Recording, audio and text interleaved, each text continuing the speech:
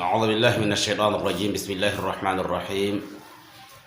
الحمد لله رب العالمين، ثم الصلاة والسلام على الفاتح الخاتم وآله وصحبه وسلم، وبعد. السلام عليكم ورحمة الله وبركاته. يا musulmai barkamu da wannan lokaci, barkamu da sake saduwa.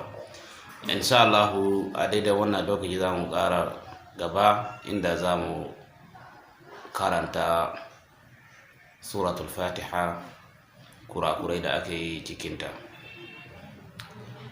A karo na farko mun karanta aya ta farko, har yanzu kuma ita za mu karanta. Bismillahir Rahmanir Rahim. Alhamdulillahi Rabbil Alamin. Alhamdulillahi Rabbil Alamin. Alhamdulillahi Rabbil Alamin.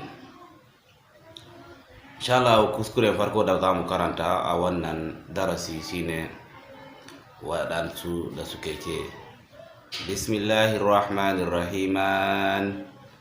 Alhamdulillahi Rabbil Alamin. Bismillahir Rahmanir Rahim. Bayan Bismillahir Rahmanir Rahim aka cewa kuma shine a rubuce, amma sai cikin karatunsu suna ce Bismillahir Rahmanir Rahim. Kowace aya a karatunsu suna gama da nun wanda aka yi ma ɗaure. Bismillahir Rahmanir Rahim. Alhamdulillahi Rabbil Alamin. Ar-Rahmanir Rahim. Maliki Yawmiddin. Iyyaka na'budu wa iyyaka nasta'in. Haka suke yi. To wannan babban kuskure ne da ake yi cikin karatuttukan mu na Alƙur'ani. Insha Allah kuskure biyu shine kace alhamdulillahi rabbil alamin.